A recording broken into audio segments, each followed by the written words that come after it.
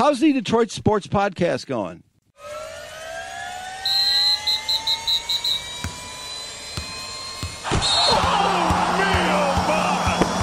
This is the Detroit Sports Podcast Network. Hey everybody, this is Freddie Cohen of ESPN Radio. When I'm not talking about breaking news or breaking news on ESPN Radio, I'm always a fan and listen to the Detroit Sports Podcast, and so should you. You guys keep up the good work, man. Podcasts are the way of the future.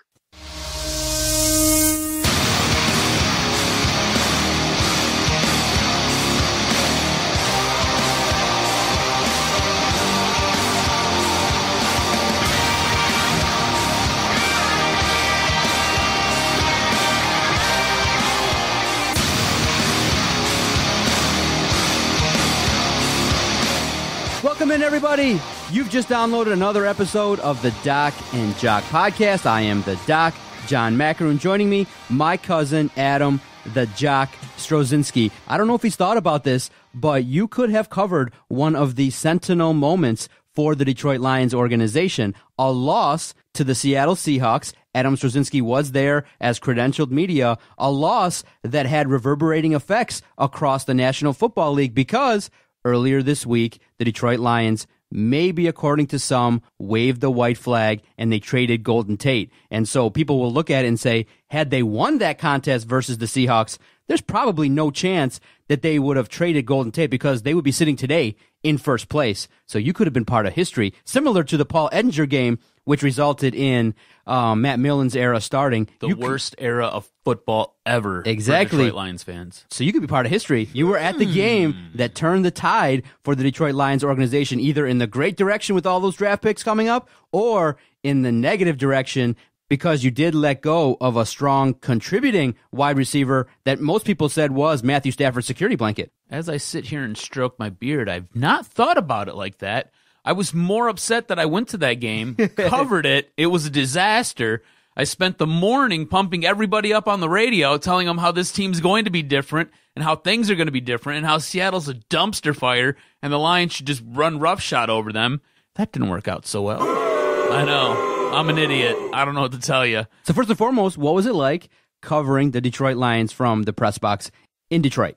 It was cool. If you're in the media, I think you should do it at least once.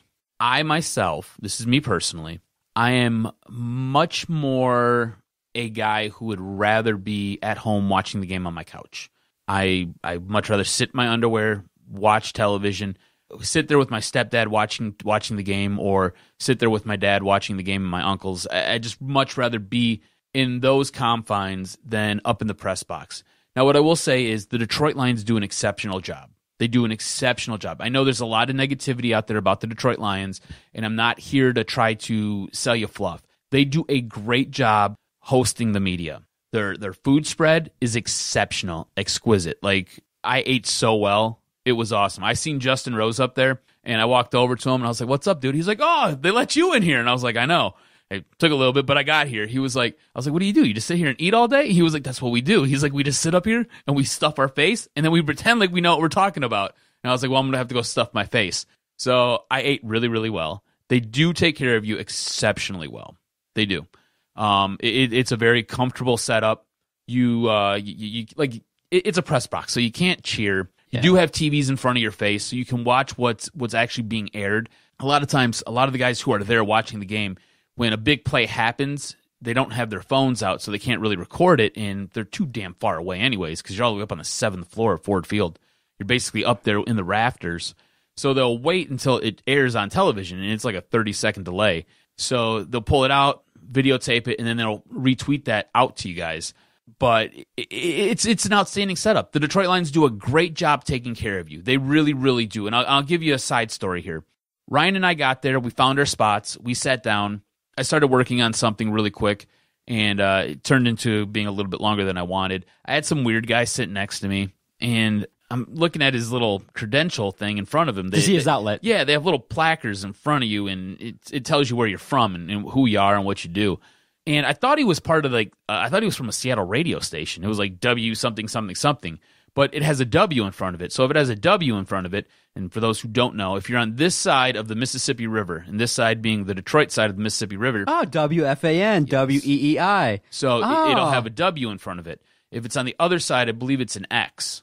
So if you're on the West Coast or you're on the other side of the Mississippi River, I believe it starts with an X. So I'm sitting there looking, I'm like, well, he's not from Seattle because he has a W in front of it for his call letters. So I'm like, well, who the hell is this guy? Anyways, he comes back from doing whatever he was doing. He was snacking hard. Like they had like this chili dog stand. This guy was like putting away the chili dogs. He was snacking super hard. Anyways, I'm like, where are you from? Like I don't recognize your call letters at all. And like I know all the radio stations around here because I've applied at all of them at a different point in my life. And he was like, oh, well, I'm from a small radio station in Columbus. And I was like, what? I was like, why are you here? And like my legit question, why are you here covering the Lions? Like, shouldn't you be covering like the Browns or maybe even Cincinnati or Indy, like Indianapolis? Like, because Columbus is in a weird spot in Ohio. It's like you're kind of in the middle and you've got all these teams kind of around you. It's like South Bend, right? South Bend's in a weird spot. You've got Notre Dame in your backyard, but you're really close to Chicago. You go up a little ways, you've got Green Bay. If you go towards the east side, you've got Detroit. So even Cleveland. And then to the south, you've got Cincinnati as well. And you've got Indianapolis, of course. So like South Bend's in a weird spot too. So same thing with Columbus, just in a weird spot. So I'm like, oh, why are you here? You're from Columbus doing a small radio. He's like, well, I'm like, then I got the story. And when I got the story, this is going to sound really bad, but I got totally disinterested in who this guy was and what he was there for. But maybe I'm a dick. I don't know. Probably that. Anyways, he's like, I'm from a small Christian radio station. We really love Russell Wilson because I guess Russell Wilson is like okay. Bible beater or whatever. Yes. Yeah. So I was like, oh, okay, cool, bro. So you're saying I'm in the back of the line of that? See what I'm saying? So I'm in the back of the line of that. So you're 99, 100. I'm 200 because a small Christian station in Columbus has access, and I get the season-long ban. And I was like, why the hell are they letting this guy in here? Because Wow. he's a fanboy of Russell Wilson? I was like, are you serious? I thought it was cool that they let him in, though. Like, I mean, it speaks to what they're about. The Lions, you have to have those call letters in front of your name is really what it comes down to. And I guess DSPN, we got to put a W in front of it. Yeah. WDSP is what we got to call this from now on. But that's what it comes down to. Anyways, WDICK coming to you live from Allen Park. can we get the dicks drop? More dicks. Yeah, exactly. But no, man, it was cool. I will say this much: I enjoy watching the game more at home. It's more conducive to what I have to do on Sundays as far as just my lifestyle, because Sunday was a really long day for me. It started at like 5:30 in the morning, and I didn't get done and get wrapped up until 9 o'clock at night. So it was a really, really long day for me. But it was cool because you get to see things that you don't normally get to see on television. And it's just because the camera only allows so much. There were times in that game, and I told you before the show, where you could see a play developing downfield. Marvin Jones played the game of his life. He was the best player on the field that day. He played out of his mind. He had a step on whoever was covering him, and he had separation. It wasn't just he got in behind the guy, but he had like an arm's length of separation where just throw me the ball, get it within the vicinity of my arm, I will catch it. The problem was the pocket was collapsing around Matt Stafford. Matt Stafford was forcing passes, and he was overthrowing his wide receivers. He missed Marvin Jones on at least 4 or 5 passes that Jones just was in behind the cornerback or the safety and was wide open. If he could have caught the ball, he'd have been in the end zone. And it was just bad passes by Matt Stafford. And those passes, like I said, for whatever reason, it could have been the pocket, could have been him forcing it, it could have just been him overshooting his wide receiver. It could have been anything. But it was a horrible game to watch. In the third quarter, I sat there and I just kind of looked at Ryan and I was like, man, I really want to tell this guy I want to go home. Like, I don't want to be here anymore. Like, I'm over this, right? Like, I was so pumped up, and I think a lot of it was I bought in so hard. I bought in so freaking hard. I thought it was going to be different. I hoped it was going to be different, and they looked good that first drive. And then the fumble happened by baby hands, Amir Abdullah. in the moment that Baby Hands dropped the ball, momentum shifted greatly. You could feel it. Like, it was like a seismic shift. You could feel it. And you just felt the air get sucked out of the stadium. And that stadium was loud early. It was really, really loud early. And the moment he dropped the ball, it was like, and everybody just kind of sat up and their butts got real tight. And then all of a sudden, like, I was sitting there and I'm leaning forward now. I got my hand holding my chin and I'm freaking out like, oh man, they're going to screw this shit up, aren't they? And sure as shit, they screwed it all up. It was a horrible game. And by the third quarter, I wanted to leave. And I was pissed off. And I'm still pissed off. This is now what? This is we're recording on a Wednesday. You're hearing this on a Thursday. And I'll guarantee you this. I'm still pissed off the day you're hearing this. So mad about this game. And I'm mad for a couple different reasons. I'm upset because I bought in. All right? I'm pissed off at myself that I bought in to this garbage again. Again, like, I've already been burned by this team countless times. Oh, no! That's right, Dan. I know you bought in too, and you've been burned.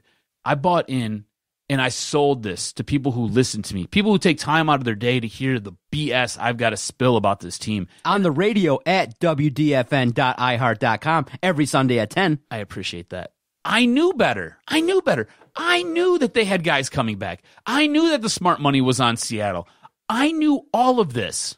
All of it. I knew that they have a revamped secondary that is doing some good things. I knew KJ Wright was coming back. I know that they run the ball a bajillion times. They ran the ball 42 times. 42 freaking times. Russell Wilson threw the ball only 17, completing 14 passes. 14 of 17.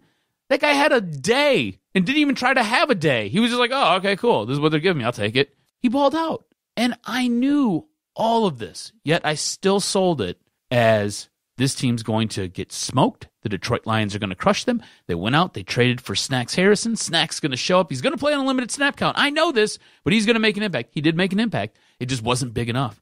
And yet that secondary got torched repeatedly.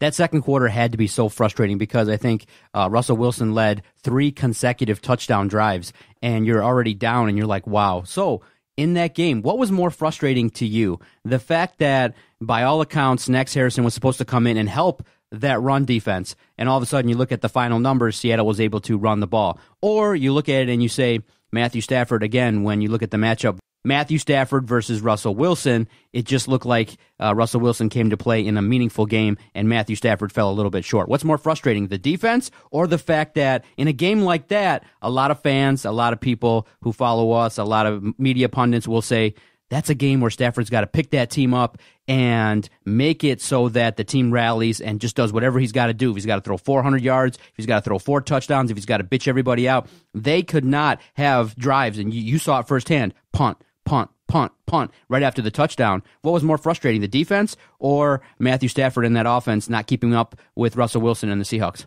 I'm going to say the defense, because the defense put that offense in bad spot after bad spot after bad spot, as well as the special teams. I mean, there were plays where they would come out of the end zone with the ball. It's like, dude, just take a knee. Like, we get the ball at what, the 25, right? Like, what are we doing here? Like, just I think what's frustrating is special teams has been a concern since week 1, and it doesn't get better. See, we would like to think that when you work 40, 50, 60 hours a week on your craft, that you would get better at it. And special teams just has been abysmal. It's been awful. And versus Seattle, it cost you an embarrassing moment when your punter runs for a first down, and when that wasn't the intended play. That was so embarrassing. That was salt in the wound, man. Like, how embarrassing was that? This guy's looking to take a safety. He's looking to pull a Dan Orlovsky. He's running around in the end zone trying to find out how to get out of the back of the end zone. And next thing you know, it's like the Red Sea just parts and opens up. And he's like, oh, cool, I can scamper for 9 yards? Okay, I'll take that. Next thing you know, you got a punter getting first downs for you when you're backed up in their own end zone. The defense for me was the most frustrating part of that entire game because they couldn't stop anybody. Like, nobody could stop anybody. It was bad enough having to watch Tease Tabor and Nevin Lawson just get picked apart. Wow. Like, Tease Tabor is awful. Like, he's all like, you know how we were hating on Jared Davis early in the year?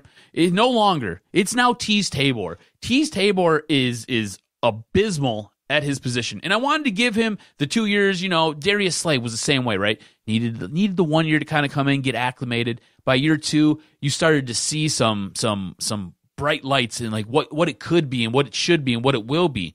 I'm not seeing that with Tease Tabor. I don't think anybody's seeing that with Tease Tabor. On top of that, Nevin Lawson looked like trash. Looked like absolute garbage. That's why at the trade deadline, I was like, all right, well, maybe they'll do something. They've got 8 draft picks. Maybe they'll go out and they'll trade somebody or trade something to get somebody to help that secondary out. I mean, going into the season, we thought the secondary was the strength of this team.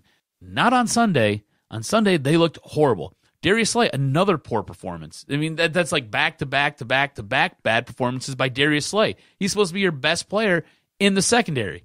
It's not translating. Whatever it is, it's not translating. I don't know if it's a scheme. I don't know if he's just doing something different. Maybe he's lost a step. I don't know what it is, but it's just not translating on the field. I sent a tweet out while that game was going on. When Jared Davis is your best performer for the day, when you're sitting there, you're watching this game unfold, and you're like, man, Jared Davis just made another play. Man, Jared Davis just made another play.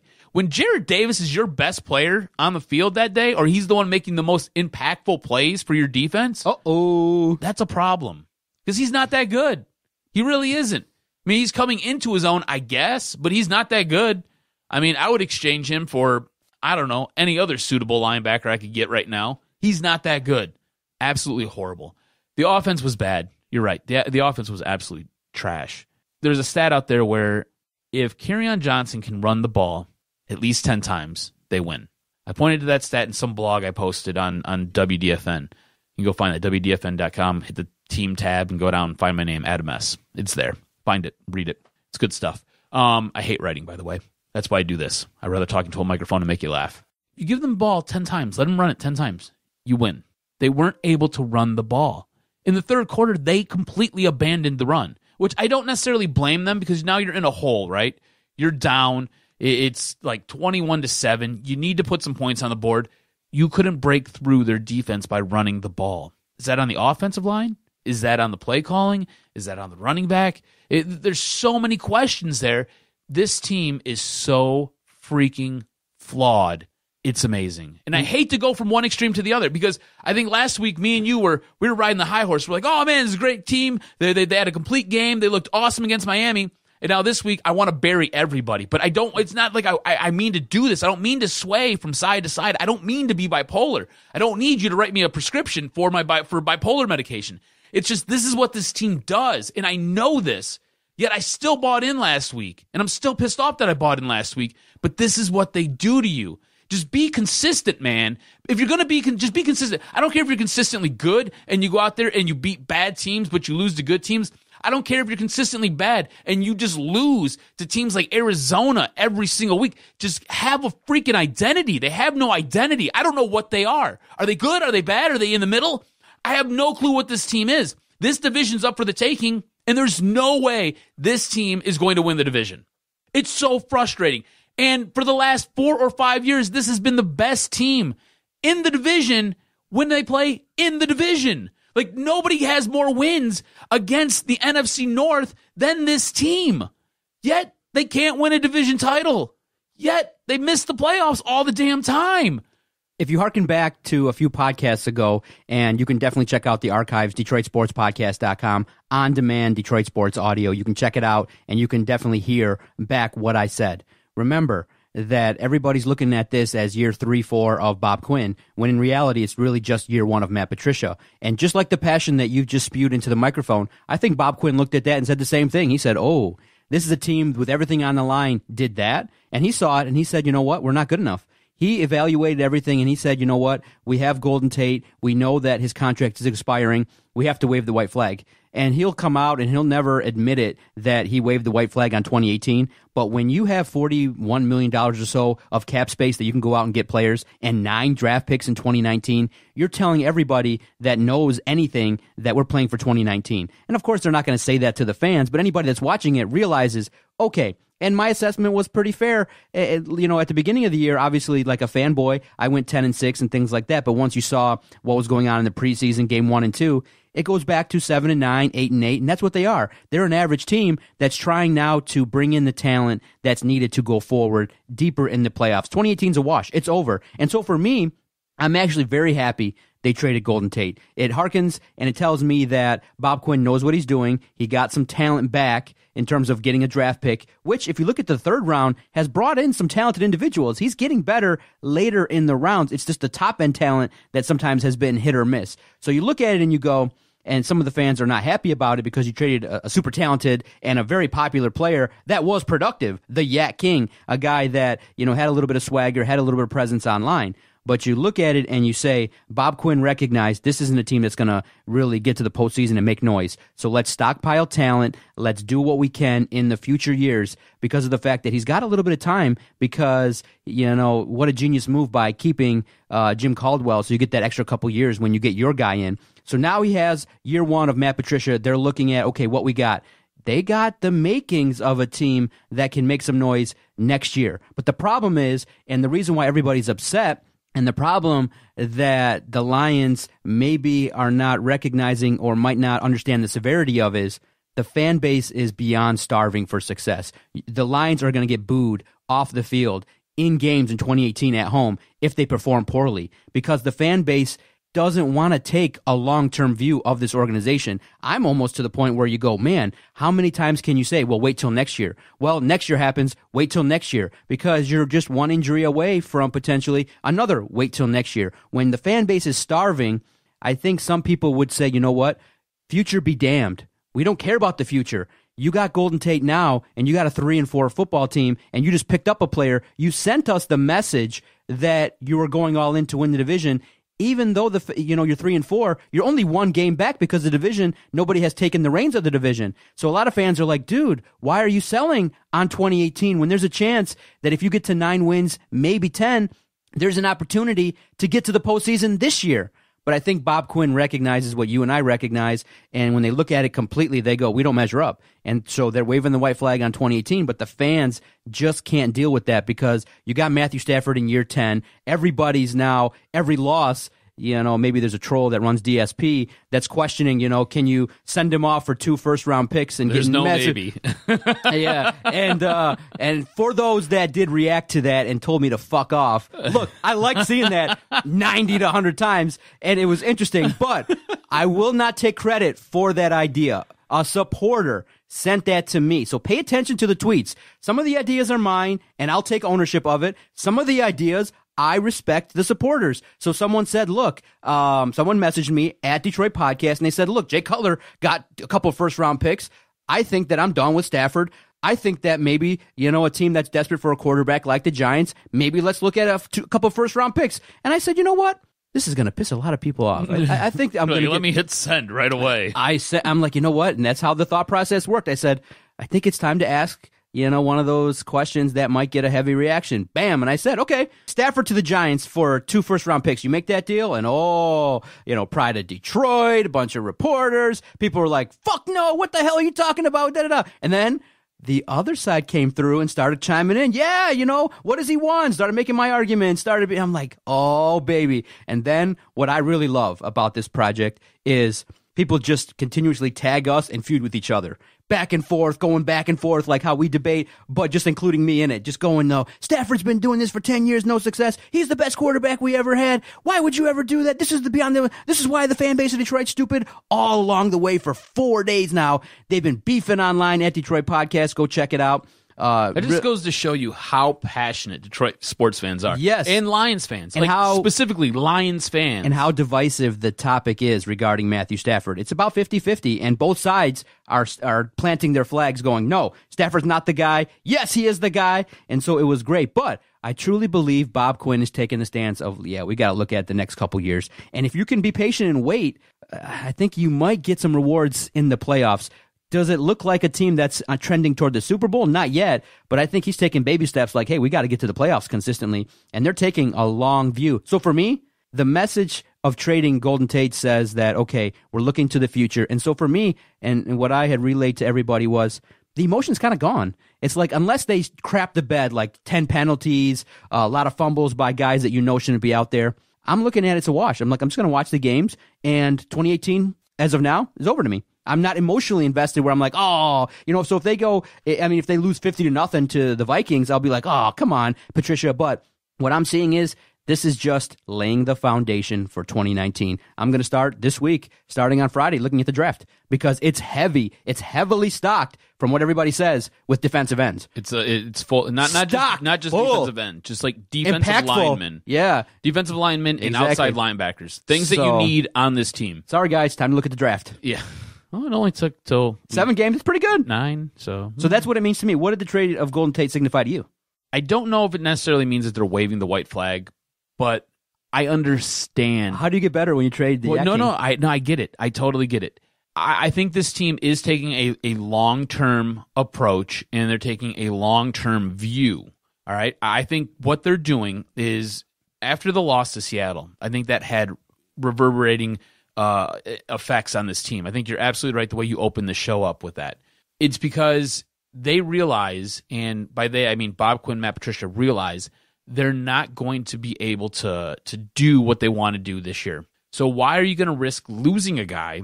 Because they had no intentions of bringing him back. No intentions whatsoever. He wanted like $16 million. He wanted what Sammy Watkins got paid. Do you believe Golden Tate's a better receiver than Sammy Watkins? No doubt. I absolutely believe it too. There's no reason you're going to pay Golden Tate $16 million a year, though, at the age of 30. Nope. You got Golden Tate here on a sweetheart deal. He gave you such a deal when you signed him almost 5 years ago. It was crazy. Like, I remember when he signed that deal, I looked at you looked at me, and we're like, is he stupid? Like, he's basically playing his first season for $200,000. He played his second season for like, I believe it was like $400,000, maybe $600,000. He played his first 2 years here for less than $1 million. It was all wrapped up in a signing bonus, but he played here for what, like the checks he was cashing every week, it was nuts. Like, he was making pennies, and then it slowly ballooned up until this year where he was making $9 million. He's worth every little bit of $9 million. But at the age of 30, he wants $16 million. You're not going to give it to him. You're just not. For 2 reasons. One, he's on the other side of 30, so the production's going to start to slip, and he's not going to be worth that contract. And 2, Bob Quinn, Matt Patricia come from New England. New England doesn't keep wide receivers past the age of 30. There's very few of them. They did it with Randy Moss. That's because Randy Moss was still getting it done when he was older. I believe Julian Edelman might be close to 30. I'm not sure how much longer Julian Edelman's got. Julian Edelman and Tom Brady are basically nuts to butts, though. Like, if one guy leaves, the other one's like right behind him. So don't be surprised there. But very rarely do they have any wide receivers that are over the age of 30. So, again, New England does a great job of unloading guys before the bottom falls out on them and getting whatever they can get back for them. I think this was a smart football move, especially for a guy that you weren't going to resign. So I have no problem with them making the move. I don't think they're winning this year. I think that Bob Quinn and Matt Patricia both understand that they're not winning this year. And I think what you're getting from this team is you're going to get a team that's going to be competitive. They're going to win a few games. But in the end, don't be surprised if they end up between 6 and 8 wins. It's just what it's going to be. It's going to be exactly what the majority of the fan base thought it was going to be, because they didn't address their defensive line. The Jared Davis hasn't really taken that step forward that we all wanted to see. I know everybody's talking about how he looks so much better right now. Whatever. I can't keep talking about Jared Davis. You know, I keep talking until I'm the color of your shirt, and that's blue. So I don't know how much more I can keep screaming until I'm blue in the face about him.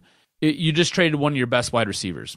I don't know what to tell you. Like, the season's not over, but you're not going to the playoffs. It's just the way it is. Yeah, at 3 and 4. So at 3 and 4, you've played 7 games, 9 left. To get to 10 wins, you're looking at 7 and 2. Good luck. Yeah, good luck with that. Look at the numbers. I mean, look at this team right now. Good luck with that. And on top of that, by trading Golden Tate, you lose, like you said, Matt Stafford's security blanket. That's number one. Number two, everybody talks about the emergence of Kenny Golladay and what he means to this team and what he brings to this team. And you've got Marvin Jones. Those guys basically do the same thing. They're both stretch the field, get deep, throw me the ball type of wide receivers. Golden Tate did something totally different than anybody else on this team. He was a guy who would go out, catch a 5-yard pass, turn it into 20 yards. You've got nobody else on this team. Maybe Theo Riddick. Theo Riddick played a little bit of slot receiver when he was at Notre Dame, but Theo Riddick's hurt right now. So I have no idea what you're going to do offensively to get those tight yards, to get those tough yards, and to be able to move the ball with short screen passes, because you don't utilize your tight ends. Heaven forbid your tight end does some type of crossing route. just behind the defensive line in front of the linebackers and catch a pass and maybe turn it upfield and get 7 or 8, 10 yards. One last thing before the break, and it's something that a lot of people have expressed concern to us and to a lot of the media. When the Broncos traded Demaryius Thomas, right there, boom, within an hour, John Elway's addressing the media, full disclosure, why they made the move, things like that. Bob Quinn, it's been about half a year since he's addressed the media. No real direction, no real insights into what the Lions are thinking. And a lot of people are upset in that Bob Quinn's not available, doesn't really talk to the local media, only makes himself available maybe 2 or 3 times a year. You do hear him, if you're a satellite subscriber, you do hear him on the NFL satellite channel over there on XM and things like that on Sirius. But do you care that Bob Quinn's kind of absent and just kind of handles his business from behind the desk and doesn't address the media, especially when you trade one of your most popular guys? Do you want to hear kind of what he says about it? I get what you're asking. I totally understand. It doesn't matter to me. Just go win. Like, really, truly, just go win. How many people have problems with Bill Belichick? Like, how many New England Patriot fans have problems with Bill Belichick when he either stands at the podium and condemns reporters or doesn't speak on something, or when somebody asks him a question like, hey, how's this guy progressing with his injury? And he's like, we don't talk about injuries here. And he just kind of moves on. Nobody cares. You know why? Because they win. They get Super Bowls. I don't necessarily care. Just win football games. I would prefer that when he and Matt Patricia speak, they're not as aloof as they are, and they don't talk to you like you're an idiot. I was in the press conference on Sunday, and Dave Burkett's asking really smart questions, and Matt Patricia wants to take this holier than thou approach with it and just kind of talk down to him. And he didn't say anything that was so just bombastic and so insulting. It's just the tone and the way he addresses certain things. Yeah, and a lot of people are saying that now once the news broke the story about, past allegations, he kind of shut down and became robotic. But when you look at his press conferences, he is actually that smart that he already has a pre-programmed answer, and he just delivers it. We're looking at trying to get better. All 3 phases of the game were not proper. We got to continue to get better, and it looks like he just that's on me. That's on me. Better job with that. He just refuses to give real insight into a lot of things, and that's the stance that the organization wants to take. And I think that he's heralded for it, and it's just what he was. It's just what he was taught that hey, we're going to keep it super buttoned down, and we're going to let you guys speculate galore. We'll give all the insights, and when the national media comes, I'll sit in there and smile and tell everybody what they want to hear. But to the local media and right to the fans, it's just PC, bam. And that's how Stafford is too. I mean, you sat there and watched Stafford talk. Dude, it was the most boring press conference. I could ever. not imagine. That drop was so funny when you hear people kind of replaying it over and over. We got to play better to win. Well, yeah, thank you. If we don't play good, we're going to lose. Yeah, that's really good. Why do you keep overshooting your receivers? Why do you only score 7 points against elite talent? How come you keep turning the ball over in big-time games? In situations where you got to protect the football and treat it like it's your precious baby, you keep dropping it. And it's just a situation in which... And the one thing that was probably... He does have a sweet, I think it's a Prada bag. It's oh, my God. It's super black and super leather, and it looked like it was at least $500 or $600. A Prada bag? I think. Did he carry it? Or it was like a not like a purse. It was like a backpack. I got to tweet that. That is hilarious. It was like a backpack. Oh, my God. Well, I met him at the elevator. I ran into him. Legit. Cross paths? We were standing, we were done. We were getting ready to leave. And he's hanging out at the elevator. I think he looked totally annoyed when 3 reporters showed up. Yeah. And he's like you could just see in his face, just damn it, why? Because he doesn't want to talk to anybody. He just lost. His fingers taped up. He looks banged up. He looks tired. The guy's ready to go home. He just got done doing the press conference with the media and giving his canned answers. He wants to talk to nobody. He was probably sitting there texting Kelly God damn it, these guys are here right now. I hate this. And she's like, just ignore them. It's not a big deal. Anyways, we're standing there at the elevator, and 2 elevators come at the same exact time. And trying to be polite, you don't want to get on the same elevator as the player, right? Because the player totally wants to avoid you, and everybody there could feel that he wanted to avoid us and didn't want to be next to us.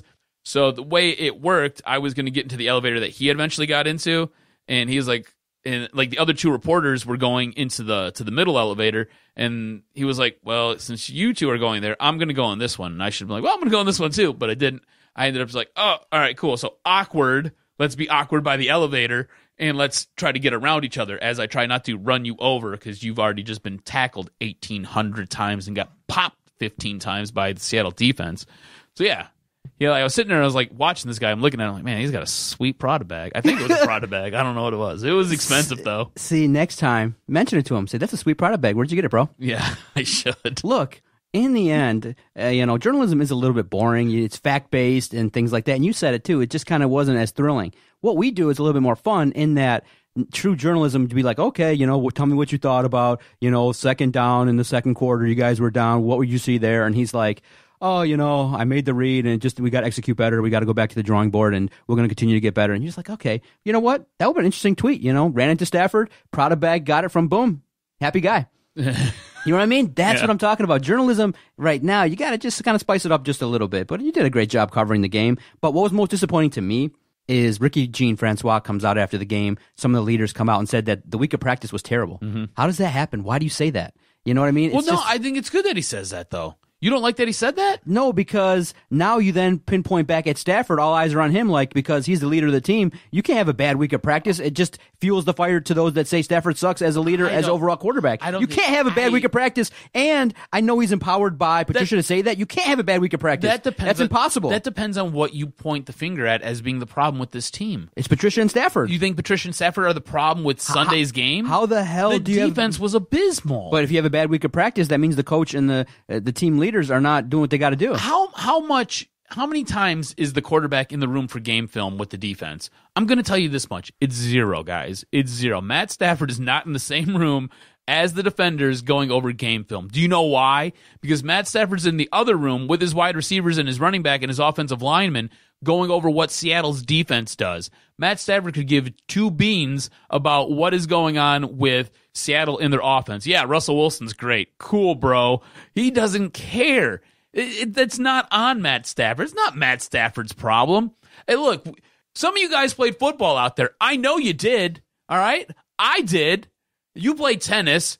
Not even close. But look, when you were going through film study for high school football, what happened? You had your offense in one room. You had your defense in another. Defense was practicing on one end of the field. Offense was practicing on the other until you had to scrimmage each other. That's how it works, man. The defense goes and does the defense things. Offense goes and does the offense things. And then half the time they scrimmage each other. That's what it is. Or they're scrimmaging against the practice squad. That's what goes on. It's not on Matt Stafford. Man, Detroit fans are so frustrating. Look, guys, Matt Stafford is not the root of all evil for the Detroit Lions. He is the best quarterback that you've had in a very, very long time. Do you realize that Scott Mitchell is like in the Pride of Detroit or like the Ring of Honor or whatever it is that they have there? Blew my mind. I was like, holy shit, are you for real? How'd that guy get in there? Matt Stafford's not the problem here. That defense, if they looked unfocused, that's not Matt Stafford's fault. He can't control what the defense does. He's not in the same room as the defense. He's not going over the same film that they go over. He's not the one sitting there diagnosing and calling out plays. I mean, maybe if he was, maybe the defense would be different. I don't know. He's not a middle linebacker. Not his job. You know who you can point the finger at? You know who your middle linebacker is? Jared Davis. Go ahead, point to that guy. You point to Kennard. Point to him. Point to A'Shawn Robinson. Point to those guys. Those guys. Point to Ricky Jean-Francois, who's got the big mouth that wants to chirp. Point to those guys. Those are the guys missing plays. Those are the guys who are unfocused during practice. Point to Darius Slay. Point to Nevin Lawson. Point to Tease Tabor. Point to Quandre Diggs, who got burned and beat. You know, point to Glover Quinn, who looks a step slow and looks like he has 1 foot out the door. This is a guy who sat there and thought about retiring this year. Had real heavy thoughts about it. That's why you went and you spent a 3rd-round draft pick on Tracy Walker. The guy who all of us were in the room like, who the hell is Tracy? All right, let's Google him real fast and try to find something. You couldn't even find a highlight video on this guy. That's how in the weeds he was. And then all these reports come out, we were going to take him in the 4th round. All right, cool, bro. Cool. Like, nobody knew who the hell this cat was. You know? Darius Slay knew. You know why Darius Slay knew? It's because they had Thanksgiving like 4 years ago when they had family Thanksgiving. That's how Darius Slay knew who the hell he was. All right, let's take our first time out. We'll come back. We got to break down college football. Some interesting developments for sure for Michigan State and Michigan. One of the premier contests on the Revenge Tour. Michigan takes on Penn State around 4 o'clock this Saturday. Can't wait to break it down with you. Stay with us. You're listening to Doc and Jock on the Detroit Sports Podcast Network. I want to tell you about our newest sponsor, the Motor City Pawnbrokers. The Motor City Pawnbrokers are the one-stop pawn shop when you're in need of short-term cash or are looking for quality brand-name new and pre-owned merchandise. With locations in Detroit, Ferndale, Roseville, and Warren, their mission is to deliver exceptional value. Go check out MotorCityPawnbrokers.com if you're in need of short-term cash or are looking for brand-name, quality, new, and pre-owned merchandise.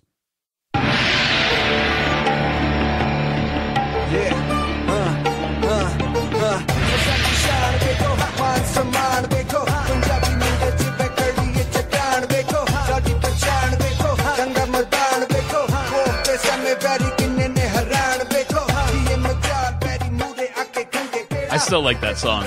Good stuff, huh? Well, like, Jinder is what Jinder is, and if you guys have no idea who Jinder Mahal is, check out Doc and Jock's wrestling podcast every Friday. I love that song. I don't know why, I just do. It's got a great beat to it. Yeah, so we're going to talk about Michigan State first, and then we're going to break down Michigan versus Penn State to end the podcast. We spent a lot of time talking about the Lions. I'm sorry about that. I had a lot on my chest. Yeah, a lot. I was going to bring all this over to Sunday, but you let me get a lot of it out here, so that's good. So Sunday should maybe be a good show. Who knows? Exactly. So Michigan State, some would say a surprising victory versus Purdue. You saw redshirt freshman quarterback Rocky Lombardi stiff arm a linebacker, make a key play, and Michigan State kind of rebounded like they typically do after a tough loss, and they handled their business versus Purdue.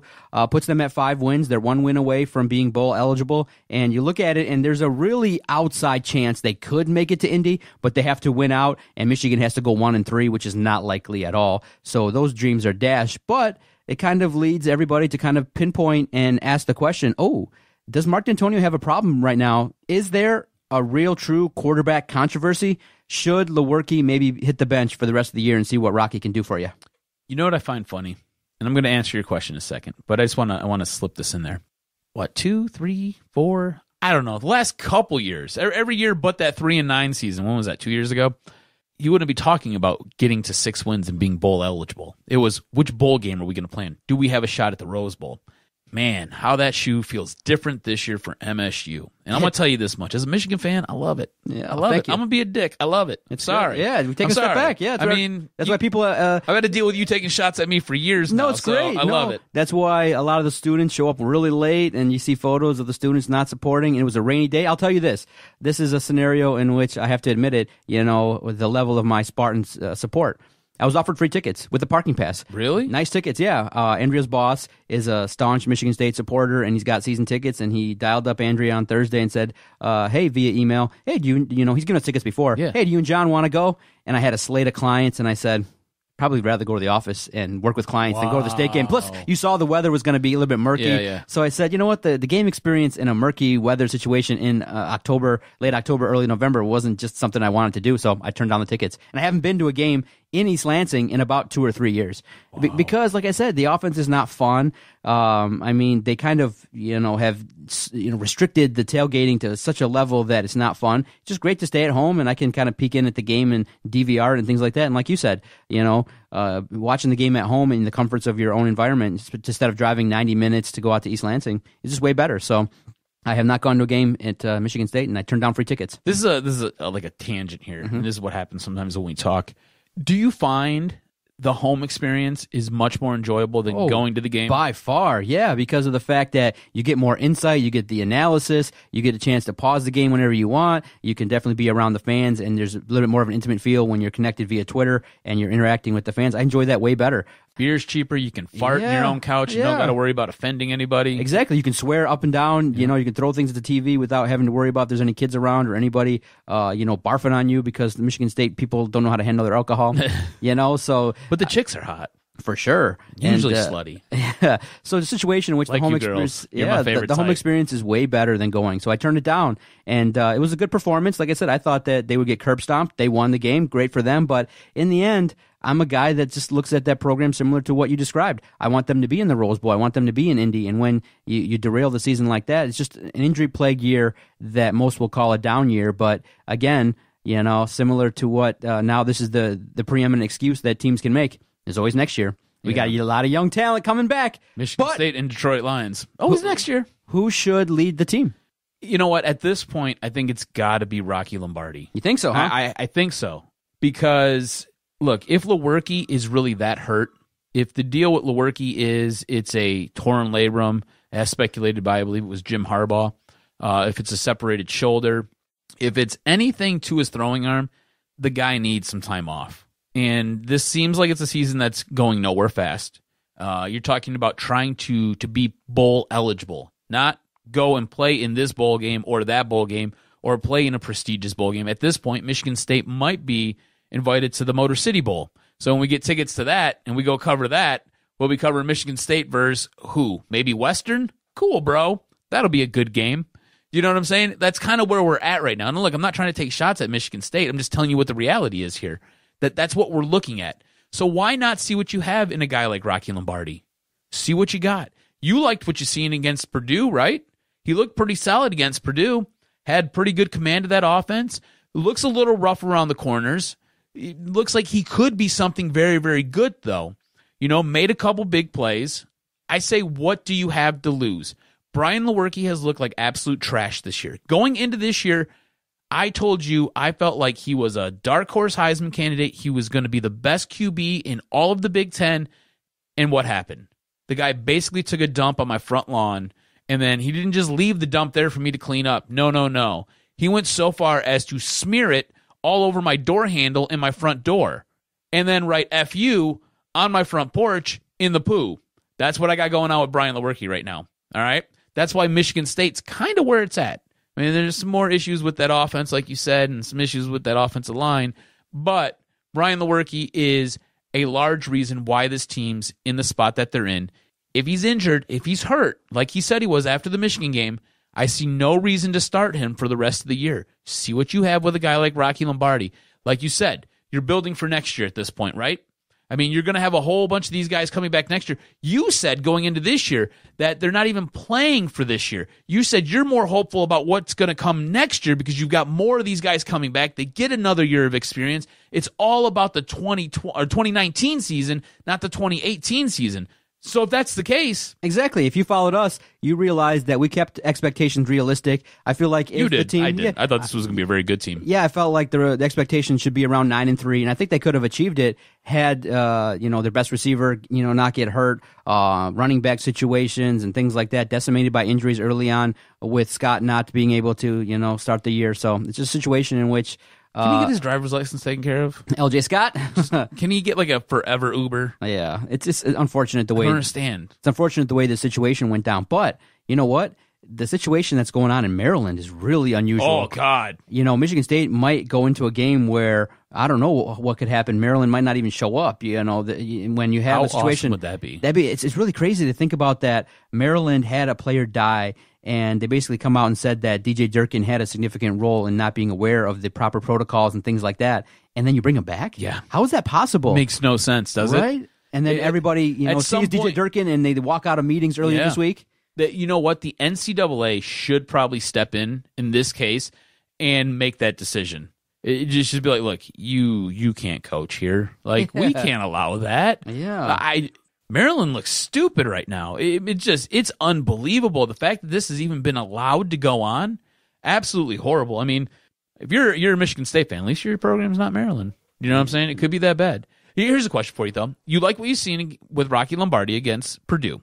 Should Rocky have started against Michigan if Brian Lewerke was as injured or is as injured as thought to be? Yeah, no doubt about it. At the very least, okay, let's say you want to respect Brian Lewerke and you want to give him that chance. He's definitely in your ear, and he's like, I'm good, coach, I'm good. You've seen the first couple possessions. You should have known that, whoa, something's off. Short-leashed him. Yeah, if Harbaugh saw it, if everybody saw it, what are you guys looking at? And especially when you realize it's at 7-7, Lewerke hasn't been moving the football. Even if it was just to see a spark, just for a series or two, you're allowed to bring Lewerke back. It's not like in baseball where once you take the guy out, he's gone forever. You could have pulled Lewerke for a series and let everybody see what was capable, but all credit to Michigan's defense. I don't think that Rocky Lombardi would have torched Michigan's defense, but you probably would have had it maybe be a touchdown game like everybody thought it would be, not getting less than 100 yards of offense totally. So, like I said, it was 7-7, and the big play in that game really dictated who was going to win, and it went from Patterson to Peoples-Jones, well, as it should be. I mean, they're the more. If it was, if Felton Davis was available, if Michigan State's allotment of receivers were all available, that play could have easily been Lewerke to Felton Davis for the same thing. It's a situation in which the most talented players perform, and in that situation, in that game specifically, that's what happened, and as it should happen. But in terms of Michigan State, I think going forward, look, try to get as many wins as you can, and you know what? Going into the Ohio State game, most people would think that Michigan State's going to get their ass kicked, but I think playing at home provides you an opportunity to play well and maybe even ruin Ohio State's year. There's still an opportunity for Michigan State to have a decent year, even though they might have 3 or 4 losses or 5 by the end of the year. I'll say this much. I thought for sure Michigan State versus Purdue, I thought Purdue was going to wipe the floor with them. I thought Michigan State was going to crumble. I thought it was going to be like old Michigan State, John L. Smith time. Or early in Mark D'Antonio's career where Michigan State would mail it in after they got beat by Michigan. No. They came out, they played, and they played well. All right, they beat Purdue. They beat a Purdue team that just got done waxing the floor with Ohio State. I've seen Michigan State beat Ohio State in the horseshoe with a backup quarterback. Don't ever count Michigan State out. Don't ever. You can think that they're done. You can believe that they're done, because I did this week. I didn't have any faith in them covering the Purdue line. Purdue line was like 2. I took Purdue and the 2 points. I thought there's no chance in hell Michigan State's winning this game. You can think that, but don't ever count them out.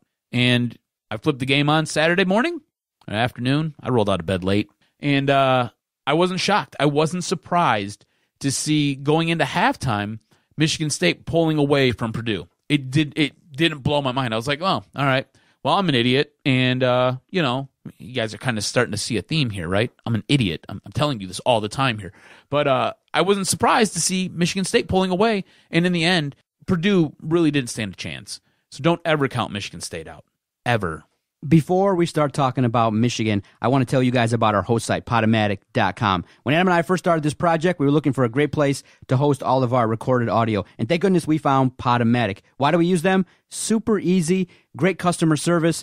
Whenever we have great interviews or great sports debate, we take that recorded audio and we quickly upload it to Podomatic so that all of our supporters across the country and even overseas can listen to the Detroit Sports Podcast. We have a worldwide audience, and we've been around since September of 2013, recorded over 1,100 podcasts, and we've only used one host site. So check out Podomatic.com if you're going to start a brand new project.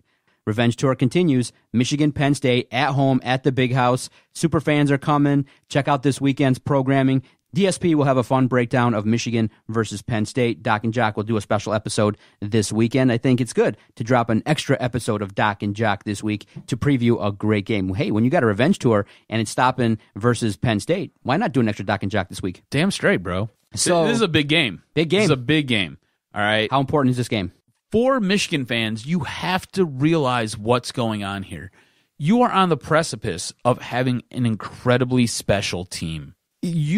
Look, the college football rankings just came out on Tuesday night. You're ranked 5th. You have a legitimate shot to get into the college football playoff. You just have to handle your business. Just handle your business. And your business includes going out and beating Penn State. You need to show something on Saturday. You need to take care of your business and beat them to a pulp. They destroyed you last year.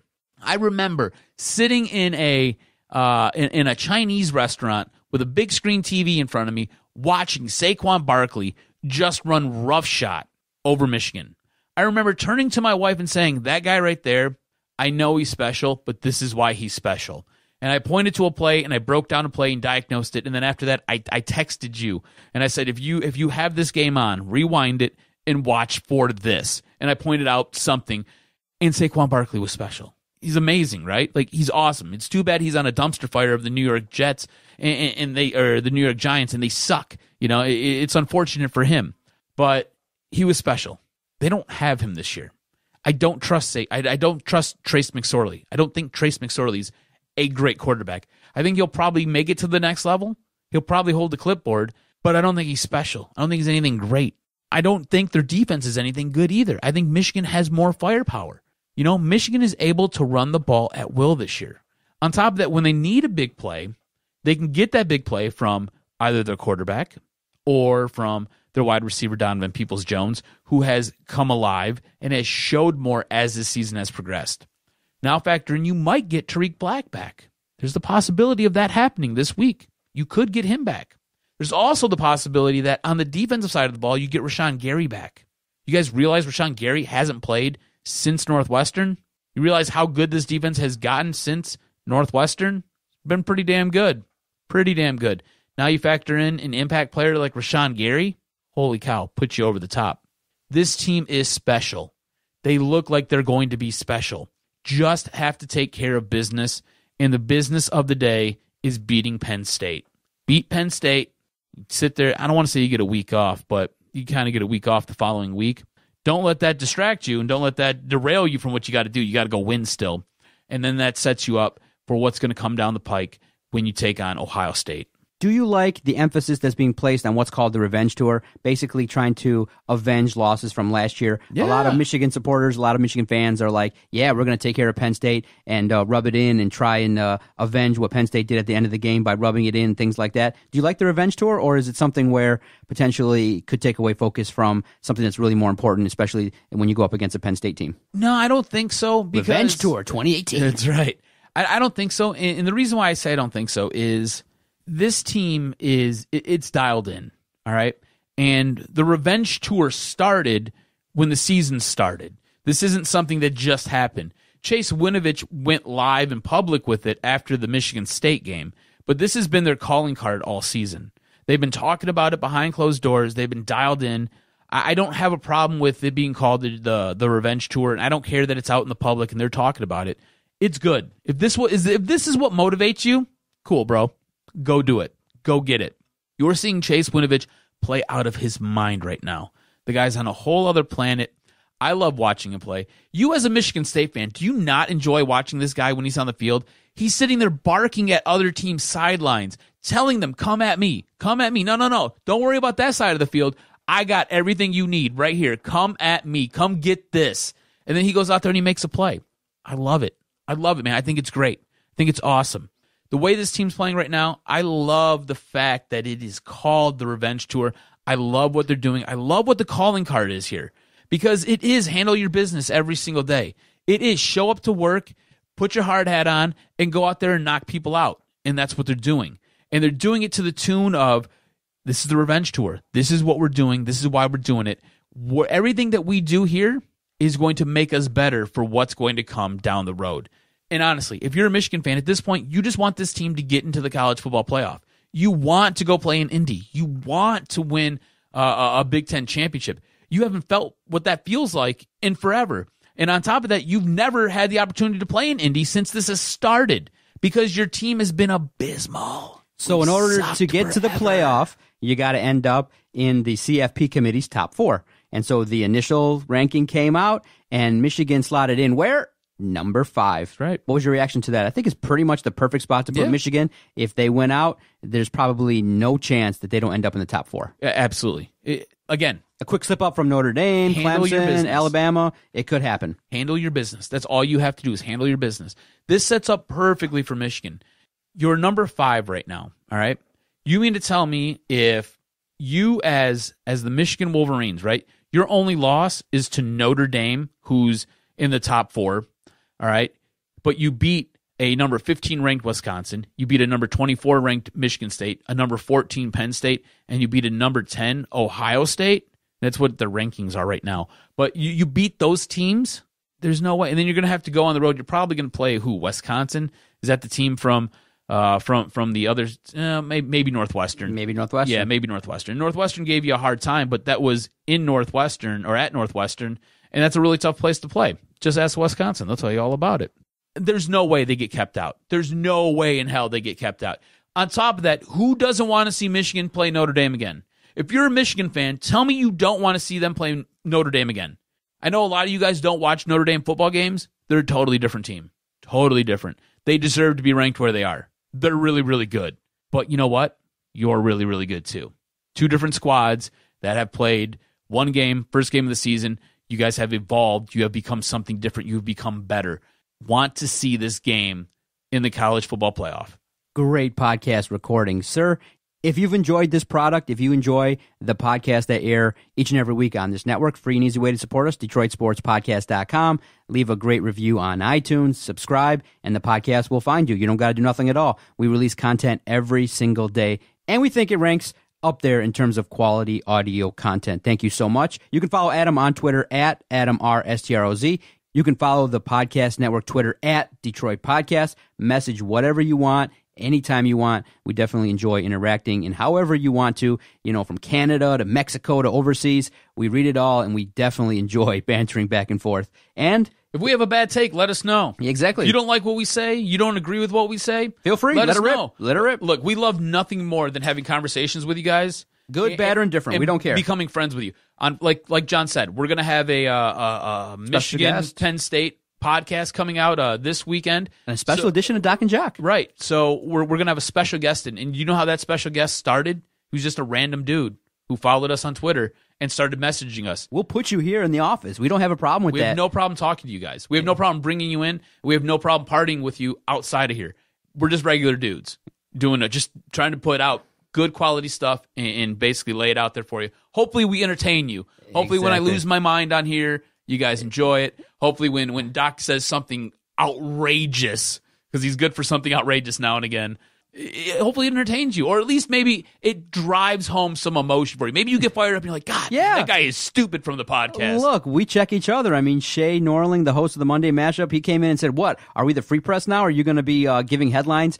After I had the Stafford tweet, Jason, when Golden Tate was traded and said, bam, look at the curse. He posted a picture that I put 3 years ago when I met Golden Tate. So was that at MGM? Yeah, I met Golden Tate, and now he's not a Lion, and we got nothing out of him. So the curse is real. And if you hear anything or anything comes up or breaking news happens, feel free, lob us a voicemail, 248-579-8686. We'll end this episode with a voicemail reacting to Golden Tate. And like I said, it's available 24/7, uncensored. Say whatever you want. Try to keep it to 90 seconds. The limit's 2 minutes. But like I said, don't wait on hold. Dial up, 248-579-8686, 248-579-8686. Get your thoughts heard worldwide. We're not kidding. We got a worldwide audience.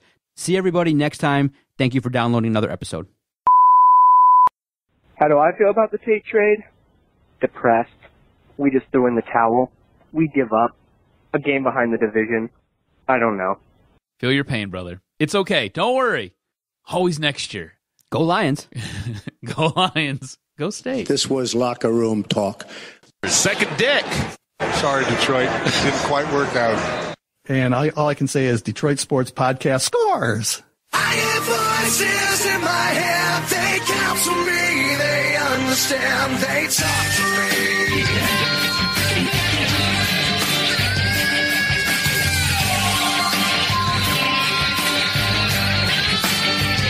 They talk to me.